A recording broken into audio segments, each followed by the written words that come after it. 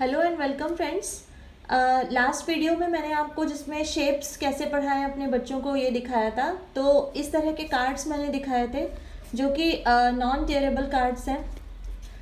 तो अगर आप चाहते हैं इस तरह के कार्ड्स घर में बनाना, यदि आपके पास शेप्स चार्ट नहीं है, तो आज मैं आपको बताने जा रही हूँ कैसे आप घर में इस तरह के ब्यूटीफुल कार्ड्स बना सकते हैं जो कि बहुत इजीली टेयर नहीं होते हैं। बच्चा अगर इनसे बहुत लंबे समय तक भी खेलता रहेगा तो भी ये फटते नहीं हैं, देख सकते हैं हम। और यहाँ पे आप लिख भी सकते हैं, राइटेबल है ये। तो इसके लिए शुरू करती हूँ मैं वीडियो आज का। तो आपको क्या क्या सामान चाहिए यहाँ पर आपको चाहिए colour papers. Dark colour papers ले लीजिए तो ज़्यादा अच्छा है। ब्लैक चार्ट पेपर मस्ट है इसके लिए, ब्लैक, या फिर अगर आपको ब्लैक नहीं मिल रहा है तो पर्पल ले सकते हैं। और इस तरह का जो जिसमें बेडशीट आती है रैप होकर, ये एक मैंने लिया हुआ है। कुछ कलर पेन्स यहाँ पर जो मेरे पास अवेलेबल थे, डार्क ब्लैक है और ग्रीन कलर है। एक हाइलाइटर लिया है मैंने, और फेविक्विक और सिज़र। और इसके साथ ही ये एक स्टिक भी है, फेवी स्टिक। और ये है ग्लिटर पाउडर। अगर ये ऑप्शनल है, अगर आपको ये नहीं मिल रहा है, आप नहीं यूज़ करना चाहते हैं तो नहीं भी करें तो भी कोई खास इससे वो नहीं है, सिर्फ डेकोरेशन के लिए, थोड़ा सा अट्रैक्टिव बनाने के लिए। ये मेरे पास कुछ पुराने टी मैट हैं जो हम डाइनिंग टेबल के ऊपर रखते हैं टी या कॉफ़ी मग के नीचे रखने के लिए। तो ये यूज़ नहीं हो रहे थे तो मैं इनको यूज़ करूँगी अभी ये शेप कार्ड बनाने के लिए। ये भी बहुत अच्छी क्वालिटी का प्लास्टिक होता है और ये फटता नहीं है, तो मैं इसको यूज़ करूँगी ये शेप कार्ड बनाने के लिए। तो मैं इसका जितना बड़ा शेप है उस हिसाब से यहाँ पर ड्रॉ कर लूँगी ब्लैक के ऊपर। मुझे एग्जैक्टली इतना बड़ा ही शेप कार्ड बनाना है, तो मैं इसकी आउटलाइन यहाँ पर ड्रॉ कर रही हूँ। ये मैंने ड्रॉ कर लिया। अब मैं इसको सिज़र से कट करूँगी।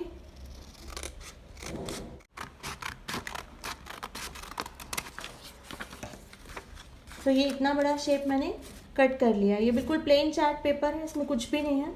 अब मैं क्या करूँगी, इसके ऊपर लगाऊंगी ग्लू स्टिक और उस पर डालूंगी ग्लिटर पाउडर। तो ये ग्लू स्टिक मैं इसके ऊपर इवनली अप्लाई कर रही हूँ। आपको बिल्कुल ध्यान रखना है कि आप इवनली अप्लाई करें इसके ऊपर। कहीं पर ज़्यादा या कम लगाएंगे तो ग्लिटर वहाँ पर ज़्यादा चिपक जाएगा, और जहाँ पर कम रहेगा तो ग्लिटर वहाँ पर कम लगेगा, तो वो अच्छा नहीं लगेगा। और ये ग्लिटर पाउडर अब मैं इसके ऊपर स्प्रिंकल करूँगी हल्के हाथ से इवनली। किसी भी स्टेशनरी या नॉवेल्टी वाली शॉप में बहुत इजीली मिल जाता है, कहीं पर भी। आजकल ग्लिटर टेप भी अवेलेबल हैं, तो अगर आप पाउडर नहीं यूज़ करना चाहते हैं तो आप टेप भी यूज़ कर सकते हैं।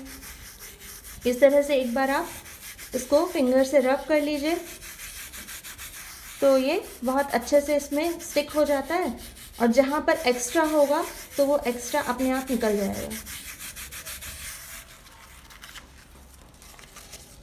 देख सकते हैं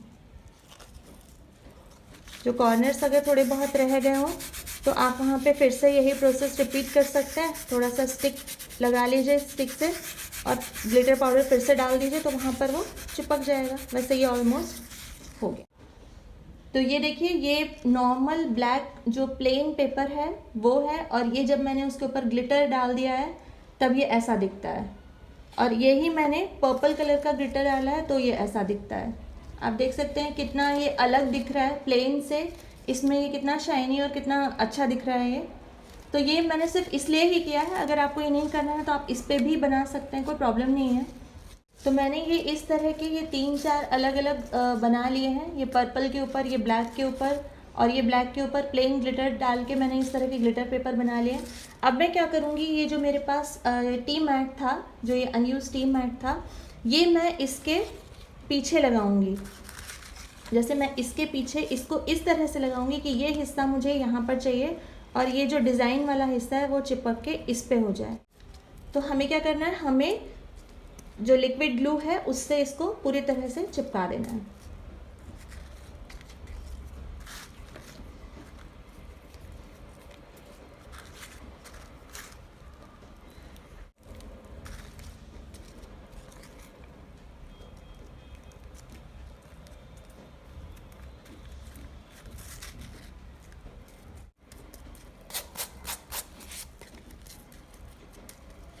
इसको आप 10 मिनट्स रख दीजिए। 10 मिनट्स जब ये सूख जाए तो ये बहुत आराम से ये पूरा एक जैसा बन जाता है। और जितने ये एक्स्ट्रा थोड़े बहुत एजेस दिख रहे हैं इसको आप कट करके अलग कर दीजिए, तो ये बिल्कुल इसके शेप का ही हो जाएगा, जो आपका टी मैट है उसके शेप का हो जाएगा। तो यहाँ से थोड़ा सा जो एक्स्ट्रा पेपर निकला हुआ है उसको मैं इस तरीके से कट कर दे रही हूँ। बस ये पूरा शेप में आ गया है। तो मेरे ये 2 पेपर बिल्कुल रेडी हैं, ये ड्राई हो चुके हैं। और ये जो मैंने लिया था बेडशीट के लिए, बेडशीट जिसमें रैप होकर आई थी, इस पेपर को अगर आप चाहें इसको और मजबूती देना तो आप क्या कर सकते हैं, इस पर एक लेयर और लगा सकते हैं। मैं यहाँ पर नहीं लगा रही हूँ क्योंकि ये ऑलरेडी अच्छे से सूख चुका है, थिक हो गया है और ये राइटेबल है, इसलिए कोई फ़र्क नहीं पड़ता है, इसमें लगाने की कोई ज़रूरत नहीं है। तो अगर आप चाहें तो ये ऑप्शनल है, आप लगा सकते हैं, क्योंकि ये पेपर लगाने से ये और थोड़ा सा थिक हो जाएगा, थोड़ा और इसमें मजबूती आ जाएगी। वैसे मैं यहाँ पर इसको यूज़ नहीं कर रही हूँ। तो अब मैं क्या करूँगी, अब मैंने जो आपको कलर पेपर्स शुरू में बोले थे, ये कलर पेपर्स, इस पर मैं शेप्स ड्रॉ करूँगी। तो मैं यहाँ पर एक शेप ड्रॉ कर ले रही हूँ, सर्कल, एक स्क्वायर और एक सर्कल, ये ड्रॉ कर लिया है अलग अलग पेपर पे। अब मैं इसको कट कर लूँगी।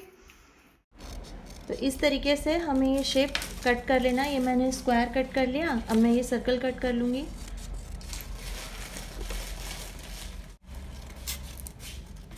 अब हमको क्या करना है कि यहाँ पर इनको स्टिक कर लेना है।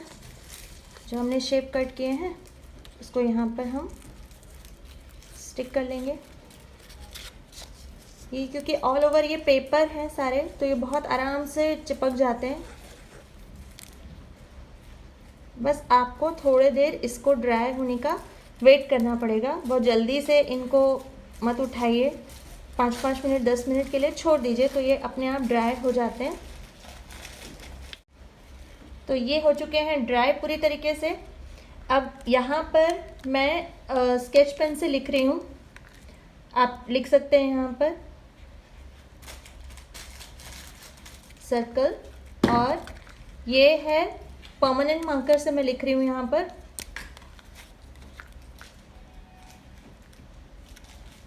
तो यहाँ पर ये मैंने परमानेंट लिख दिया है इसको परमानेंट मार्कर से, और ये मैंने नॉर्मल स्केच पेन से लिख, तो ये परमानेंट हो गया और ये रीराइटेबल है। तो ये गीले कपड़े से इस तरीके से आप पोंछ भी सकते हैं, बिल्कुल साफ़ हो गया, देख सकते हैं आप। तो ये जो टी मैट या कॉफ़ी मैट होता है, बहुत काम की चीज़ है।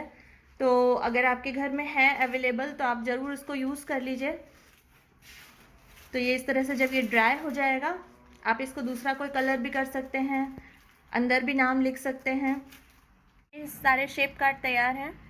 ये मैंने इतने शेप कार्ड्स बना लिए। आप चाहें तो आप और अलग अलग स्टार वगैरह और भी जितने रोम्बस हैं, पेंटागन हैं, जितने शेप्स आप सिखाना चाहते हैं वो सारे आप सिखा सकते हैं, बना सकते हैं। पीछे इस तरह से लिख दीजिए। यदि आपका बच्चा बड़ा है, आप उसको सिर्फ हिंट देना चाहते हैं तो आप टी भी लिख सकते हैं, ताकि ट्रायंगल की स्पेलिंग वो खुद लिख ले।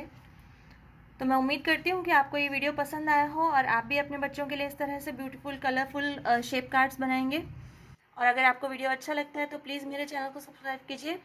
Thanks for watching.